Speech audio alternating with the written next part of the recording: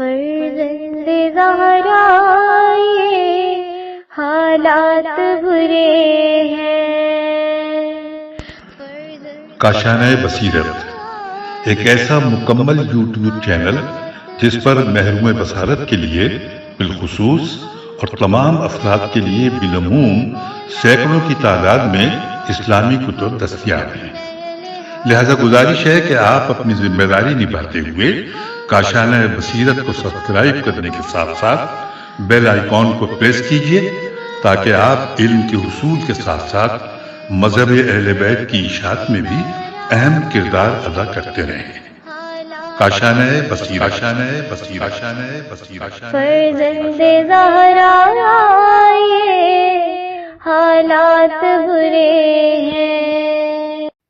بسم اللہ الرحمن الرحیم۔ السلام علیکم سامعین، کاشانۂ بصیرت کا یوٹیوب چینل میں سیمی زوار ہم مل کر پڑھ رہے ہیں کتاب بین الاقوامی ایوارڈ یافتہ لوگوں میں فاطمہ ہوں، فاطمہ زہرا سلام اللہ علیہا بہجت قلب مصطفیٰ کا اردو ترجمہ، اور اس کا یہ حصہ دوم ہے، یعنی والیوم 2 ہم پڑھ رہے ہیں۔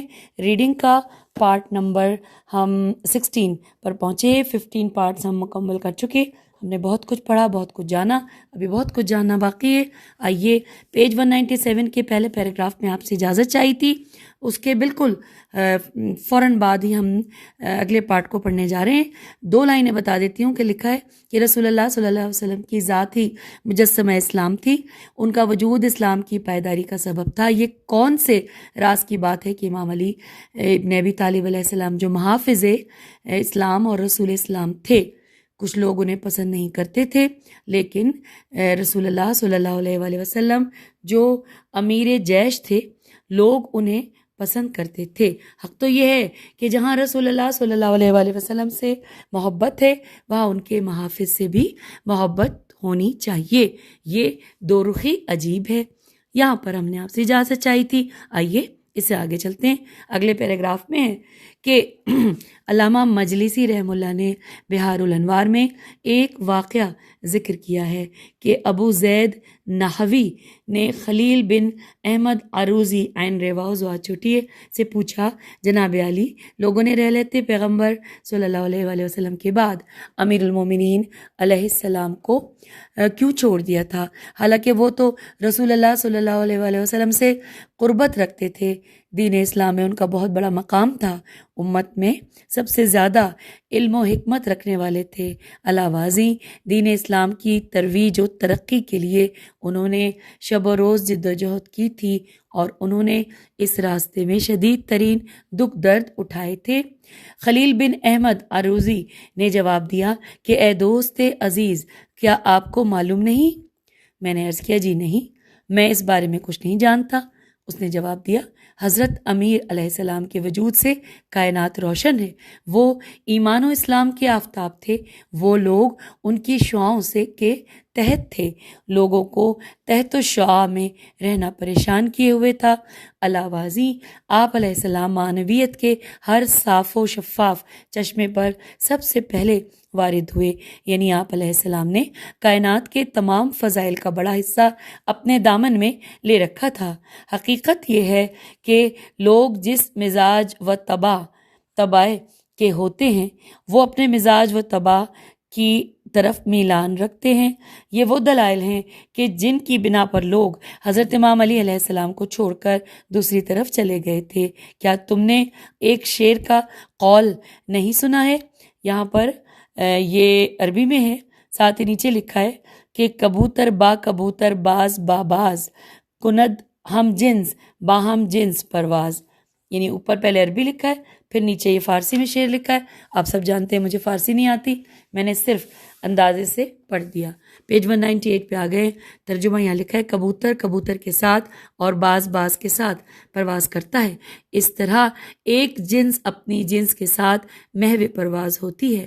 ہر شکل و قیافہ اپنی شکل و قیافہ کی طرف میل و ملاپ رکھتا ہے، انورٹڈ کاما کلوز۔ پھر عربی کا یہاں پہ 2 اشعار لکھے ہیں۔ ریاشی، رے الف شین چھوٹی ہے، ریاشی نے عباس بن اخنف سے سنا۔ اب جو سنا وہ یہ 2 اشعار ہیں، ہم ترجمہ پڑھتے ہیں انورٹڈ کاما. کسی نے کہا اے دوست تم دونوں نے ایک دوسرے سے دوری کیوں اختیار کر لی ہے؟ تو اس نے کہا میں جو بات کہوں گا وہ انصاف کی بنیاد پر کہوں گا، وہ میری شکل و شمائل نہیں رکھتا، اس لیے میں نے اس سے دوری اختیار کر لی، کیونکہ لوگ شکل و شمائل سے مالوف ہوتے ہیں. میم الف لام واو فے، معلوف ہوتے ہیں. انورٹڈ کاما یہاں پر کلوز ہو گیا. پھر لکھا ہے ایک دفعہ حضرت عبداللہ بن عمر رضی اللہ نے حضرت امام علی علیہ السلام سے کہا قریش آپ علیہ السلام کو کیسے اپنا دوست سمجھتے؟ آپ علیہ السلام نے تو جنگ بدر و احد میں مشرکین کے 70 سرداروں کو قتل کر ڈالا تھا جو پیکر غرور و تکبر تھے. حضرت امیر علیہ السلام نے جواب دیا، ایک شعر ہے یہاں پہ عربی کا ترجمہ، کہ جنگ بدر نے ہمارے لیے مخلص و خالص دوست بہت کم چھوڑے ہیں اور اس جنگ کی وجہ سے آج لوگوں نے ہمیں محدود کر دیا ہے. Inverted comma close. یہ بات روشن ہے کہ مذکورہ تمام امور حضرت امیر علیہ السلام کے لیے عیب نہیں ہیں، عین یہ بے عیب نہیں ہیں، بلکہ یہ سب آپ علیہ السلام کے فضائل ہیں. زمانے کا دستور ہے کہ اکثر لوگ عظیم انسانوں پر خوش نہیں ہوتے. سید عالم کے اس جملے کا مفہوم یہی ہے جو جملہ ان کا ہے، نقیم منہ واللہ نکیر سیف ہی. اس کا مفہوم یہی ہے جو ہم گزشتہ سطور میں پیش کر چکے ہیں. پھر لکھا ہے کہ جس طرح کے ایک شاعر کا قول ہے، اب یہاں عربی میں ایک وہ شعر ہے، اس پہ لکھا ہے کہ اصل بات یہ ہے کہ امیر المومنین علی علیہ السلام بے پناہ فضائل و مناقب رکھتے تھے. آپ علیہ السلام نے اپنی زندگی دین اسلام اور اللہ کے قرآن کی تبلیغ و ابلاغ پر لگا رکھی تھی. آپ کی شجاعت و خدمات اور آپ کی قربانیاں کائنات پر بھاری ہیں. یہ سب آپ علیہ السلام کے فضائل ہیں. یہ تمام باتیں عیب و عیوب نہیں ہیں کہ ان کے ذریعے امام علیہ السلام کے عیب نکالے جائیں. نہایت افسوس سے کہنا پڑتا ہے کہ اسی موضوع پر سیر حاصل بحث کی جاتی، لیکن کتاب کا اسلوب اس امر کی اجازت نہیں دیتا. اس موضوع کے لیے ایک اور کتاب کی ضرورت ہے. پھر لکھا ہے یہاں پر انورٹڈ کاما میں کہ سید عالم کے نزدیک امت اسلامیہ ایک قافلہ ہے، خلافت و امامت ایک قافلے کی زمام ہے. اسی رسی کے ذریعے کاروان کو اس طرح کھینچنا ضروری ہے جس طرح ایک رسی کے ذریعے اونٹ کو کھینچا جاتا ہے. Inverted comma close. آپ سلام اللہ علیہ نے حضرت علی علیہ السلام کو کاروان کے رہبر سے تشبیہ دی ہے کہ اس امت کے کاروان کی زمام امام علیہ السلام کے ہاتھ میں ہے اور وہ اس کاروان کو نجات سے ہمکنار کرنے والے ہیں، کیونکہ اللہ کے رسول صلی اللہ علیہ وآلہ وسلم نے لوگوں کے ہجوم میں بلند آواز سے فرمایا تھا کہ من کنت مولا فعلی مولا، کہ جس کا میں مولا و سردار آقا و سردار ہوں اس کا علی علیہ السلام اس کے آقا و سردار ہیں. اس جملے کے بعد آپ علیہ السلام نے قسم کھاتے ہوئے فرمایا تھا واللہ جب مسئلہ اہم مہم اور عظیم ہو تو وہ حق رکھتا ہے کہ اس کے لیے انسان قسم اٹھائے. سید عالم کے نزدیک امامت و خلافت کا مسئلہ مہم تھا، اس لیے آپ علیہ السلام نے اللہ تعالیٰ کے مقدس اسم کی قسم کے ساتھ اپنی گفتگو کا آغاز کیا. آپ نے فرمایا اگر لوگ حکومت اسلامیہ کی طرف ہاتھ نہ بڑھاتے اور دوسروں کو بھی روکتے، اگر ان میں سے کوئی حکومت کی طرف بڑھ رہا ہوتا تو دوسرے اسے روک دیتے، تو امت کے امور کی زمام حضرت امیر علیہ السلام کے ہاتھوں میں رہتی اور وہ امت کی رہبری کی مہار اپنے ہاتھوں میں لے کر بشریت کو شاہراہ نجات پر ڈال کر سعادت و ہدایت کی منزل پر پہنچا دیتے. اس جملے کے بعد خاتون جنت سلام اللہ علیہ نے حقیقی رہبری کے درخشندہ نتائج کی طرف اشارہ فرمایا. پیج 200 پر ہم آ گئے. اشارہ فرمایا کہ اگر حکومت و خلافت امام علی علیہ السلام کے پاس ہوتی تو رہتی دنیا تک اس قیادت رشیدہ کی برکات نازل ہوتی رہتی. آپ نے فرمایا ثم لسار بہم سیرن صبحن، ترجمہ کہ وہ امت اسلامیہ کو نرمی و محبت اور درایت و ملائمیت کے ساتھ منزل مقصود پر پہنچا دیتے. Inverted comma close. یہ حقیقت ہے کہ جب مرکب کو ضرب و زور اور جبر و اجبار سے چلایا جائے یہ مرکب ہے شاید میم رے کاف پہ چلایا جائے تو سوار کی اس اجباری حرکت سے مرکب آزردہ و مضطرب ہوتا ہے اور اس کے اعصاب درم برہم ہوتے ہیں۔ مزید برآں جب ایک سوار اونٹ کی مہار کو کھینچتا ہے، اس کے کھینچنے سے اس کی نکیل اس کی ناک کو زخمی کر دیتی ہے، جس سے مرکب کا آرام و سکون جاتا رہتا ہے۔ نتیجتاً جہاں سواری اضطراب و ناراحتی کا شکار ہوتی ہے، وہاں سوار بھی مضطرب و سرگرداں ہوتا ہے۔ مذکورہ جملے کے بعد دختر نبی صلی اللہ علیہ وآلہ وسلم نے فرمایا لا یکلمو خشاشہ لا یتعطئ راکبہ، ایک اور نسخے میں ولا یکلو سائرہ ولا یملو راکبہ کے الفاظ ہیں۔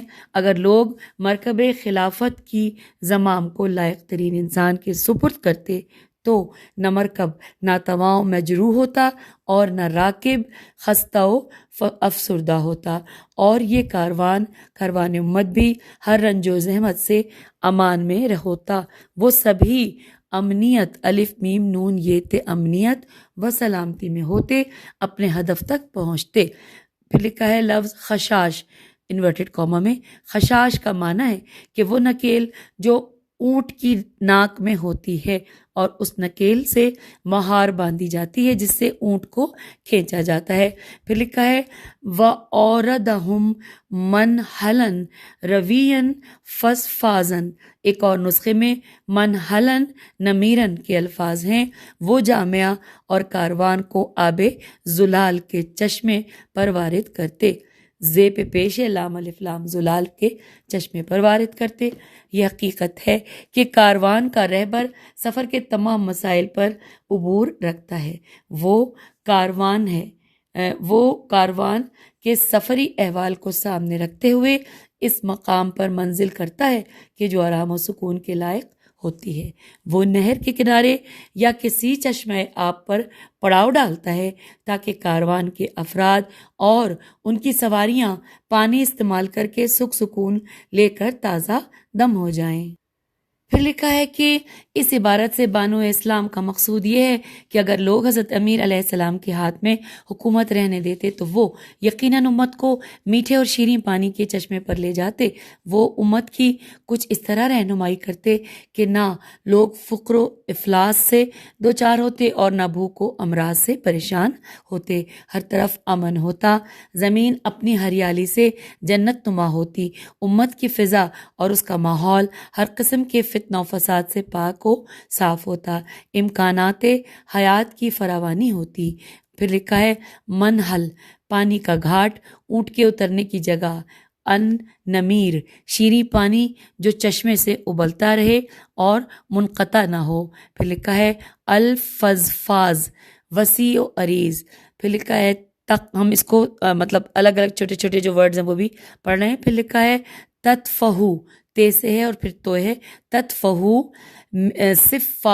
صفتاہ ولا یترنق جانباہ، وہ اس اسلامی کاروان کو اس چشمے سار یا نہر کے کنارے لے جاتے جو پانی سے لبریز ہوتی ہے، اور اس کا پانی میٹھا اور شیریں ہوتا جو نہر کے کناروں کی مٹی سے گدلا نہ ہوتا۔ جب ایک نہر پانی سے لبریز ہوتی ہے تو اس کا پانی اس کے دونوں کناروں سے باہر آ جاتا ہے اور نہر بڑے جوش و خروش سے رواں دواں ہوتی ہے۔ اس کا پانی صاف و شفاف ہوتا ہے اور اس کا پانی مٹی وغیرہ سے آلود نہیں ہوتا، وہ پانی پینے کے لائق ہوتا ہے۔ خاتون قیامت امت کو یہ سمجھانا چاہتی ہیں کہ اگر امور امت امام علی علیہ السلام کے ہاتھ میں ہوتے تو ہر طرف سعادت و نیک بختی کا راج ہوتا، زمین و زمن پر اللہ تعالیٰ کی برکات کا نزول ہوتا، عدل و انصاف کا نظام ہوتا، تہذیب و تمدن کی حکمرانی ہوتی، نعمات و ثمرات کی فراوانی ہوتی، سکھ و سکون کا دور دورہ ہوتا، امن و آشتی کے بادلوں کا سایہ ہوتا، اطمینان و حریت کے چشمے ابلتے، کھیت و کھلیان سرسبز و شاداب ہوتے، انسانوں کو دنیاوی و اخروی اور ابدی سعادتیں نصیب ہوتی۔ پھر لکھا ہے ولا صدرہم بتانن، کہ ترجمہ کہ انہیں ہر اعتبار سے سیراب کرنے کے بعد واپس اپنے مقام پر لے آتے. Inverted comma close. پیج 202 پہ ہم آگے. لکھا ہے یہ بات روشن ہے کہ چشمے پر ورود کا نتیجہ گھاٹ سے واپسی ہوتی ہے. جب انسان گھاٹ سے واپس آ کر اس جگہ آتا ہے جہاں نہ گرسنگی ہوتی ہے اور نہ تشنگی، محرومیت ہوتی ہے اور نہ فقر و بے نوائی. پھر لکھا ہے وَنَصْحُ لَهُمْ سِرًّا وَإِعْلَانًا. حضرت امیر علیہ السلام اشکار و نہا معاشرہ و امت کے لیے مجسم خیر خواہی و بھلائی تھے. Inverted comma close. پھر لکھا ہے یہاں پہ نصح، نون سواد ہے. نصح کا معنی ہے کہ خیر و خیریت سے محبت اور ہر قسم کی فریب کاری سے دوری. اور پھر لکھا ہے ملکۃ العرب کی دختر کا اس جملے سے اس امر کی طرف اشارہ ہے کہ اگر حضرت امیر علیہ السلام کا حق پامال نہ ہوتا، زمام امور ان کے ہاتھ میں ہوتی، تو وہ ہر لحاظ سے امت کی بھلائی کے لیے کوشاں ہوتے. وہ اعلانیہ بھی خیر خواہی کے لیے کام کرتے اور خفیہ صورت میں بھی. وہ دن اور رات امت کی سعادت کے لیے کام کرتے، نہ کہ اپنی ذات کے لیے. اور پھر لکھا ہے انورٹڈ کاما میں کہ وہ اس دنیا کی مادی چیزوں سے اپنی ذات کے لیے لذت و سکون حاصل نہ کرتے. وہ صرف اپنی پیاس بجھانے کی مقدار میں پانی حاصل کرتے اور اپنی بھوک مٹانے کے لیے تھوڑی سی مقدار پر گزارا کرتے. Inverted comma close. خاتون جنت سلام اللہ علیہ نے اپنے شوہر نامدار کے موقف کی وضاحت فرمائی ہے کہ وہ حکومت اس لیے چاہتے تھے کہ وہ امت کی بھلائی تلاش کریں. مؤلف کتاب فرماتے ہیں کہ سیدۃ النساء العالمین نے کہ کلام کی تفسیر سے قبل درج ذیل باتوں کا جاننا ضروری ہے. اس نقطے کو فراموش نہیں کرنا چاہیے کہ اس دنیا میں بہت سے لوگ قدرت و حکومت صرف اور صرف اپنی ذات کے لیے چاہتے ہیں کہ وہ لوگوں پر حکمرانی کریں اور جس طرح چاہیں اسی طرح تصرفات کریں. وہ لوگ حکومت و ریاست اس لیے پسند کرتے ہیں کہ اس کے ذریعے وہ شخصی اہداف حاصل کریں اور عیش و عشرت سے زندگی بسر کریں. اس دنیا میں خالص و مخلص انسان بہت کم ہیں کہ وہ حکومت و ریاست کو اس لیے پسند کرتے ہیں کہ اس کے ذریعے انسانیت کی خدمت کریں اور معاشرے کی اصلاح کر کے اسے ترقی و کمال عطا کریں اور قوموں کو ہلاکت سے نجات دلا کر خیر و برکت کے ساحل پر لنگر انداز کر دیں تاکہ انسانیت امن و آشتی کے ماحول میں سکھ کا سانس لے. پھر لکھا ہے حضرت امیر علیہ السلام فرماتے ہیں کہ انورٹڈ کاما دیکھو اس ذات کی قسم جس نے دانے کو شگافتہ کیا اور ذی روح چیزیں پیدا کی. اگر بیعت کرنے والوں کی موجودگی اور مدد کرنے والوں کے وجود سے مجھ پر حجت تمام نہ ہو گئی ہوتی اور وہ عہد نہ ہوتا جو اللہ نے علماء سے لے رکھا ہے کہ وہ ظالم کی شکم پوری اور مظلوم کی گرسنگی پر پرسکون و قرار نہ بیٹھیں، تو میں خلافت کی باغ دوڑ اسی کے کندھے پر ڈال دیتا اور اس کے آخر کو اسی پیالے سے سیراب کرتا جس پیالے سے اس کے اول کو سیراب کیا تھا، اور تم اپنی دنیا کو میری نظروں میں بکری کی چھینک سے بھی زیادہ ناقابل اعتنا پاتے. لکھا ہے نہج البلاغہ خطبہ نمبر 3، یہ حوالہ ہے.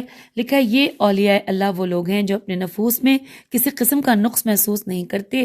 وہ اس دنیا کی ہر چیز سے بے نیاز ہوتے ہیں. وہ اچھا یہاں پہ لفظ دنیا دنی ہے، دال نون یہ الف دنیا اور دال نون چھوٹی دنیا دنی کی ہر چیز سے بے نیاز ہوتے ہیں. وہ کمال کی اس راہ کے راہی ہوتے ہیں کہ جس کی منزل یہ دنیا نہیں بلکہ آخرت ہے. وہ اس دنیا اور اس دنیا کے لوگوں سے کوئی تعلق و علاقہ نہیں رکھتے کہ ان پر جبر کر کے اپنا سکون تلاش کریں. البتہ لوگوں کو ان کی احتیاج ہوتی ہے. اگر انہیں حکومت و ریاست حاصل ہو جائے تو وہ لوگوں کے منافع و اصلاح کے لیے کام کرتے ہیں اور ان کی زندگیوں کے ہر پہلو سے سکون اور امن عطا کرتے ہیں. جب یہ لوگ حکومتی امور کو اپنے ہاتھ میں لے لیتے ہیں تو وہ اپنی اس ریاستی طاقت سے اپنی ذات کو کوئی فائدہ نہیں دیتے. وہ فقراء و مساکین کے اموال پر ڈاکہ نہیں ڈالتے اور نہ وہ محرومین اور کمزوریوں کی ہڈیوں پر سر بفلک محلات تعمیر کرتے ہیں۔ یہ وہ روحانی لوگ ہوتے ہیں جو نفس کی خواہشات کی اطاعت سے دور ہوتے ہیں۔ وہ ہوا و ہوس، جاہ و مقام، زر و زور اور تزویر کے اسیر نہیں ہوتے۔ تیز واو یہ رے، تزویر کے اسیر نہیں ہوتے۔ حضرت فاطمہ زہرا سلام اللہ علیہا کا موقف جو انہوں نے اپنے شوہر نامدار علیہ السلام کی حکومت کے بارے میں پیش فرمایا وہ واضح ہو گیا ہے۔ پھر لکھا ہے کہ اے کاش قیادت و زعامت زے عین الف میم تھے، قیادت و زعامت ان کے ہاتھ میں ہوتی اور اس راستے میں موانع میم واو الف نون عین موانع پیدا نہ ہوتے۔ بعد ازیں حضرت فاطمہ زہرا سلام اللہ نے فرمایا ولم یکن یحلی من الغنا بتائلی، یعنی اگر حضرت امام علی علیہ السلام رسول اللہ صلی اللہ علیہ وآلہ وسلم کی رحلت کے بعد حکمران ہوتے تو تم لوگوں کے اموال کو اپنے اوپر خرچ نہ کرتے، بیت المال سے حصہ نہ لیتے۔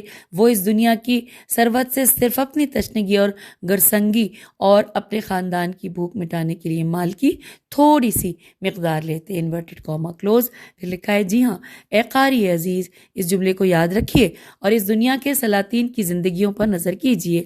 وہ بلند و بالا اور وسیع و عریض اور زرق برق کے معمور محلات میں رہتے ہیں، فاخرات ترین لباس زیب تن کرتے ہیں، لذیذ ترین کھانوں پر مرمٹتے ہیں، بہترین اور قیمتی سواریوں پر سوار ہوتے ہیں، اپنے محلات کو گراں قیمت وسائل زندگی سے آراستہ و پیراستہ کرتے ہیں، عیش و عشرت کی زندگی بسر کرتے ہیں۔ اے قاری عزیز، ان ذخائر اور خزانوں کے بارے میں مت پوچھیے کہ ان لوگوں نے یہ سب کچھ کس زمانے کے لیے جمع کر رکھا ہے اور کہاں سے حاصل کیا ہے۔ جی ہاں، ان حکمرانوں نے اپنی تجوریاں بیت المال، حکومتی اور قومی اموال سے بھری ہیں۔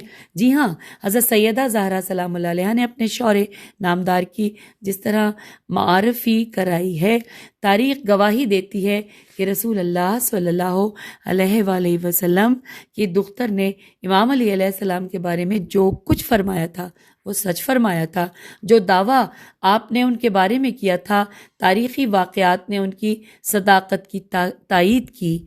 حضرت امام امیر المومنین علی علیہ السلام نے 4 سال اور چند مہینے حکومت کی۔ آپ علیہ السلام کا حکومتی دور 100% اس طرح ہے کہ جس طرح سیدۃ النساء العالمین سلام اللہ علیہ نے ان کے بارے میں فرمایا تھا۔ حضرت امیر علیہ السلام نے عثمان بن حنیف کی طرف خط بھیجا تھا اور اس میں لکھا تھا انورٹڈ کاما کہ جب حضرت کو یہ خبر پہنچی کہ والی بصرہ عثمان ابن حنیف کو وہاں کے لوگوں نے کھانے کی دعوت دی ہے اور وہ اس میں شریک ہوئے ہیں تو انہیں تحریر فرمایا کہ اے ابن حنیف، مجھے یہ اطلاع ملی ہے کہ بصرے کے جوانوں میں سے ایک شخص نے تمہیں کھانے پر بلایا اور تم لپک کر پہنچ گئے کہ رنگ کے عمدہ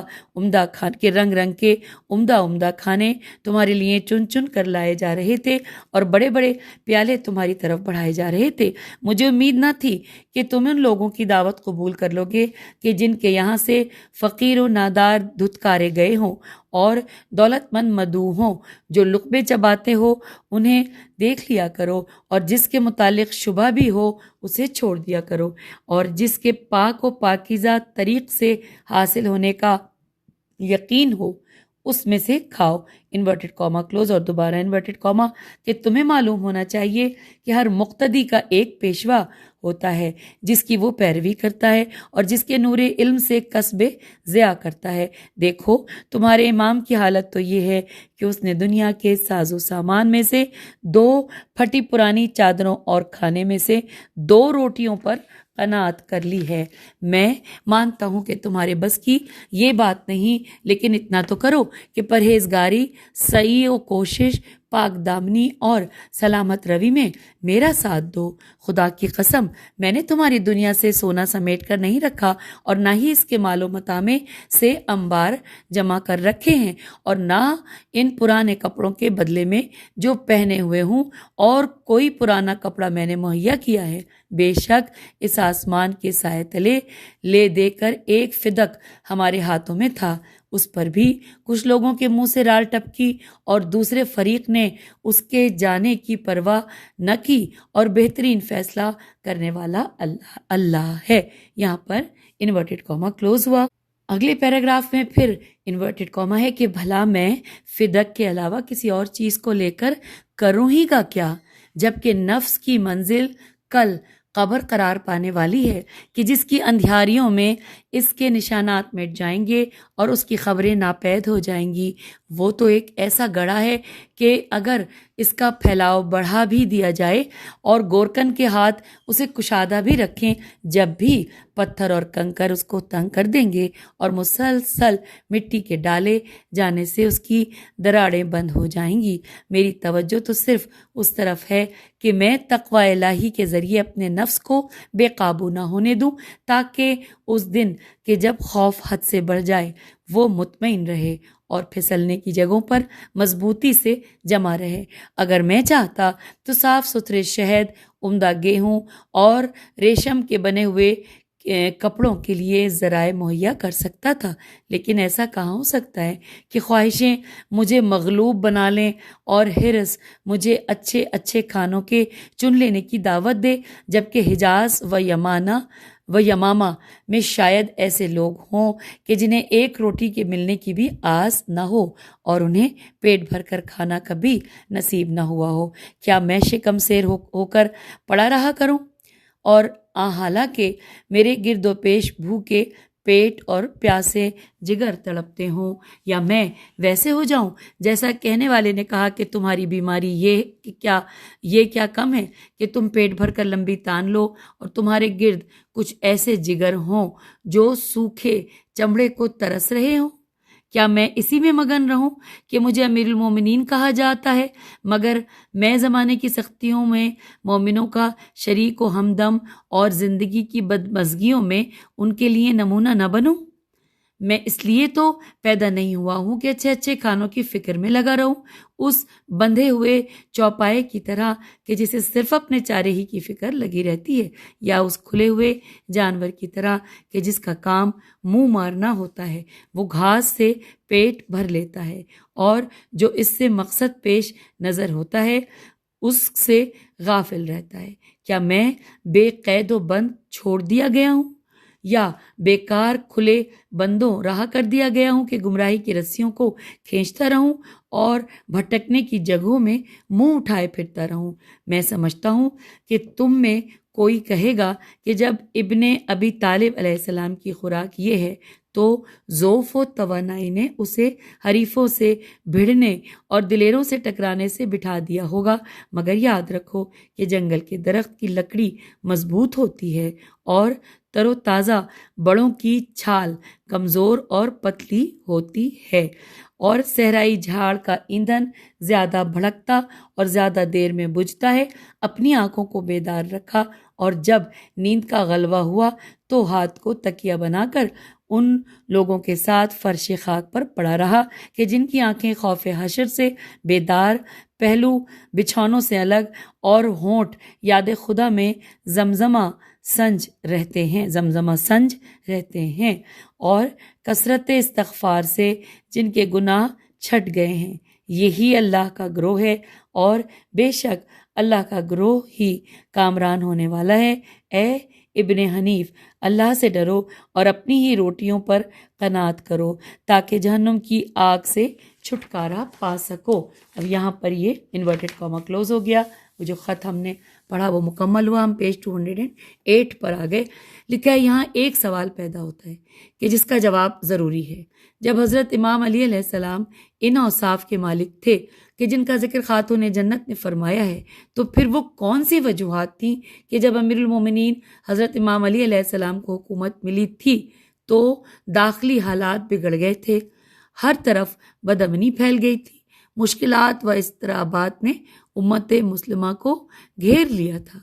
اس سوال کا جواب یہ ہے کہ اس امر میں کوئی شک نہیں کہ رسول اللہ صلی اللہ علیہ وآلہ وسلم کی حیات مبارکہ میں امت اسلامیہ ایک جمعیت کی صورت میں تھی، ان میں کوئی انتشار نہ تھا، ہر طرف امن و امان کا دور دورہ تھا۔